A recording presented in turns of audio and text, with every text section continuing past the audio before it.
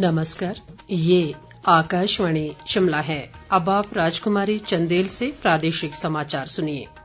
आज के मुख्य समाचार: प्रधानमंत्री फसल बीमा योजना के तहत अधिकृत कंपनियों की मनमानी पर प्रदेश सरकार ने 2020-21 के प्रीमियम पर लगाई रोक। शिक्षा मंत्री गोविंद ठाकुर ने कहा, एसएमसी शिक्षकों को नियमित नहीं करेगी सरकार। राज्य सरकार प्रदेश में रेलवे नेटवर्क के विस्तारीकरण के लिए दृढ़ संकल्प, केंद्र ने रेल परियोजनाओं के लिए धनराशि की जारी। और प्रदेश कांग्रेस अध्यक्ष कुलदीप राठौर ने कर्ज की सीमा बढ़ाए जाने के प्रदेश सरकार के फैसले की आलोचना की। अब समाचार विस्तार से। केंद्र सरकार की महत्वाकांक्षी फसल बीमा योजना के तहत प्रदेश के बागवान फसल बीमा के लिए अधिकृत कंपनियों को अभी तक 248 करोड़ 88 लाख रुपए से अधिक की राशि प्रीमियम के रूप में दे चुके हैं, लेकिन इन कंपनियों ने बागवानों को प्राकृतिक आपदाओं से हुए नुकसान के एवज में पिछले 3 सालों में महज 128 करोड़ रुपए की राशि ही जारी की है। बीमा कंपनियों की इस मनमानी से खफा प्रदेश सरकार ने 2020-21 का इन कंपनियों का फसल बीमा योजना का प्रीमियम रोक दिया है। बागवानी मंत्री महेंद्र सिंह ठाकुर ने आज विधानसभा में प्रश्नकाल के दौरान ये खुलासा करते हुए कहा कि प्रधानमंत्री फसल बीमा योजना किसानों के लिए बहुत फायदेमंद है, लेकिन बीमा कंपनियों की वजह से बागवानों को लाभ नहीं मिल रहा है। महेंद्र सिंह ठाकुर फसल बीमा योजना को लेकर विधायक नरेंद्र बरागटा के सवाल का जवाब दे रहे थे। उन्होंने कहा कि वर्ष 2016 से 2020 के दौरान प्रदेश सरकार ने फसल बीमा के एवज में इन कंपनियों को 74 करोड़ 2 लाख रुपए, जबकि भारत सरकार ने 73 करोड़ 77 लाख रुपए से अधिक की राशि प्रीमियम के रूप में दी है। शिक्षा मंत्री गोविंद ठाकुर ने विधायक विनय कुमार, किशोरी लाल, वीरभद्र सिंह और हर्षवर्धन चौहान के संयुक्त सवाल पर कहा कि एसएमसी शिक्षकों को नियमित करने का सरकार का फिलहाल कोई इरादा नहीं है। उन्होंने कहा कि इन शिक्षकों की सेवाएं जारी रखने के लिए प्रदेश सरकार और एसएमसी शिक्षकों की एसएलपी 24 नवंबर 2020 को सुप्रीम कोर्ट में स्वीकार हो चुकी है। शिक्षा मंत्री ने कहा कि सुप्रीम कोर्ट ने एसएमसी शिक्षकों की प्रदेश सरकार की 2017 की नीति को भी सही ठहराया है। उन्होंने कहा कि प्रदेश सरकार सुप्रीम कोर्ट के फैसले का सम्मान करती है और इसका अनुपालन किया जा रहा है। उन्होंने ये भी स्पष्ट किया कि सुप्रीम कोर्ट ने इन शिक्षकों को नियमित करने का कोई आदेश नहीं दिया है। नेता प्रतिपक्ष मुकेश अग्निहोत्री ने इसी सवाल पर कहा कि मुख्यमंत्री को वर्ष 2021-22 का बजट पेश करने से पहले इन शिक्षकों को नियमित करने की सदन में घोषणा करनी चाहिए। ग्रामीण विकास व पंचायती राज मंत्री वीरेंद्र कंवर ने भाजपा सदस्य कर्नल इंद्र सिंह के सवाल के जवाब में कहा कि प्रदेश में पंचायत चुनाव घोषित होने के बाद विभिन्न पंचायतों के तत्कालीन प्रधानों, उप प्रधान और सदस्यों से 5 करोड़ 39 लाख रुपए से अधिक की राशि वसूली जानी थी, जिसमें से अभी तक 85 लाख 28 हजार रुपए की राशि रिकवर कर ली है। शेष राशि वसूलने की प्रक्रिया जारी है।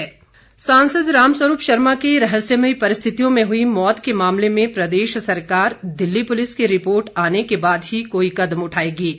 मुख्यमंत्री जयराम ठाकुर ने आज विधानसभा में नेता प्रतिपक्ष मुकेश अग्निहोत्री द्वारा पॉइंट ऑफ ऑर्डर के जरिए ये मामला उठाने के बाद ये बात कही। उन्होंने कहा कि दिल्ली पुलिस ने इस संबंध में मामला दर्ज किया है और सभी सबूत भी मौके से एकत्र किए हैं।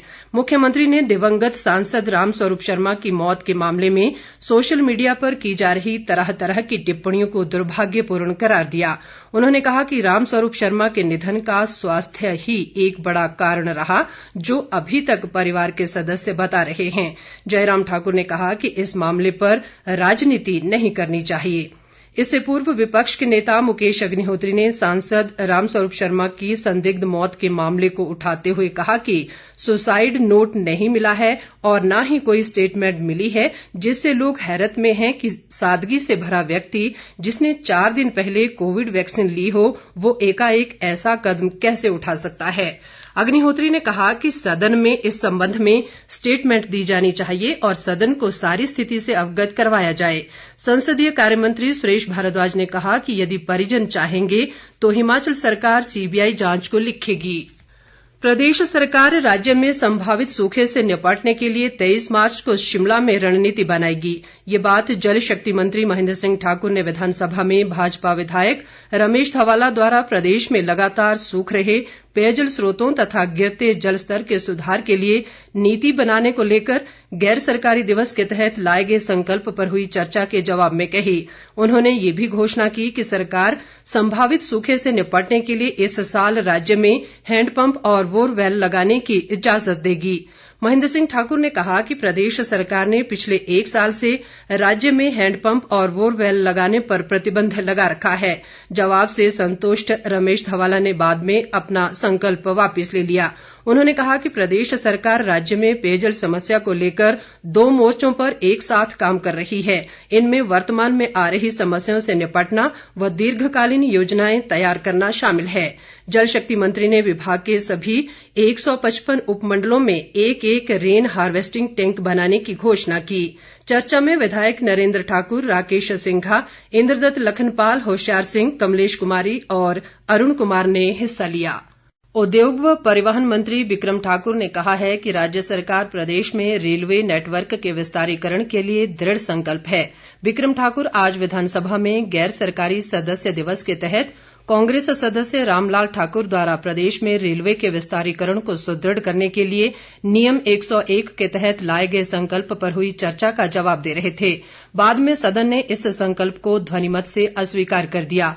बिक्रम ठाकुर ने कहा कि केंद्र सरकार ने चंडीगढ़ बद्दी रेल लाइन को विशेष रेल परियोजना घोषित किया है। उन्होंने कहा कि इस परियोजना के लिए 232 करोड़ रुपए से अधिक की राशि जारी की जा चुकी है। उद्योग मंत्री ने कहा कि प्रदेश सरकार ने ऊना, हमीरपुर और बिलासपुर मंडी लेह नई ब्रॉडगेज रेल लाइनों का मामला केंद्र सरकार से उठाया है और ये दोनों मामले केंद्र के विचाराधीन हैं। उन्होंने कहा कि चंडीगढ़ बद्दी और भानुपल्ली बिलासपुर बेरी रेल लाइन के लिए भूमि अधिग्रहण का कार्य प्रगति पर है। भानुपल्ली बिलासपुर बेरी रेल लाइन के लिए रेल मंत्रालय ने 731 करोड़ रुपए से अधिक की राशि जारी भी कर दी है। इससे पहले कांग्रेस सदस्य रामलाल ठाकुर ने प्रदेश में रेलवे के विस्तारीकरण को सुदृढ़ करने को लेकर लाए गए संकल्प पर चर्चा करते हुए कहा कि रेलवे विस्तार के क्षेत्र में हिमाचल की अनदेखी हुई है। उन्होंने कालका शिमला हेरिटेज रेलवे ट्रैक को ब्रॉडगेज लाइन के रूप में तब्दील करने का आग्रह किया। विधायक बलवीर सिंह ने भी प्रदेश के धार्मिक स्थलों को रेल मार्ग से जोड़ने का आग्रह किया। कांग्रेस के राजेंद्र राणा ने कहा कि चुनाव के समय ही ऊना से हमीरपुर को रेल मार्ग से जोड़ने का मामला उठता है। भाजपा सदस्य कर्नल इंद्र सिंह ने कहा कि रेलवे विस्तार न होने से प्रदेश में औद्योगिक विकास को गति नहीं मिल पाई है। कांग्रेस सदस्य जगत सिंह नेगी ने प्रदेश के सबसे पुराने रेल मार्ग कालका शिमला ट्रैक से छेड़छाड़ न करने का आग्रह किया। विधायक होशियार सिंह, सुंदर ठाकुर, लखविंदर राणा, विनोद कुमार, सतपाल रायजादा, सुखविंदर सिंह सुक्खू ने भी चर्चा में हिस्सा लिया। प्रदेश कांग्रेस अध्यक्ष कुलदीप सिंह राठौर ने प्रदेश सरकार द्वारा कर्ज की सीमा बढ़ाए जाने के फैसले की आलोचना की है। उन्होंने कहा कि प्रदेश पहले ही कर्ज के बोझ तले डूबा है और अब कर्ज की सीमा बढ़ने से राज्य के वित्तीय साधनों पर और अधिक बोझ पड़ेगा, जिसका सीधा असर विकास कार्यों और जनता पर पड़ेगा। राठौर ने कहा कि सरकार अपने खर्चों में कटौती नहीं कर रही है और बढ़ते खर्चों पर भी सरकार का कोई नियंत्रण नहीं है। उन्होंने सरकार पर कर्ज में लिए गए पैसों का दुरुपयोग करने का आरोप भी लगाया। प्रदेश भाजपा प्रभारी अविनाश राय खन्ना ने कहा है कि भारतीय जनता पार्टी नगर निगम चुनाव में पार्टी चिन्ह पर चुनाव लड़ेगी। शिमला में आज पत्रकारों से बातचीत में उन्होंने कहा कि पार्टी नगर निगम और फतेहपुर उपचुनाव में जीत हासिल कर ग्राम सभा से विधानसभा के लक्ष्य को साकार कर 2022 में प्रदेश में फिर से सरकार बनाएगी। इस अवसर पर प्रदेश भाजपा अध्यक्ष सुरेश कश्यप और पार्टी सह प्रभारी संजय टंडन भी मौजूद रहे। प्रदेश में कोरोना संक्रमितों की संख्या में वृद्धि हो रही है और ये संख्या 60,389 तक पहुंच गई है। मौजूदा समय में प्रदेश में 1,124 सक्रिय मामले हैं। स्वास्थ्य विभाग द्वारा जारी बुलेटिन के अनुसार आज अभी तक कोरोना के 182 नए मामलों की पुष्टि हुई है।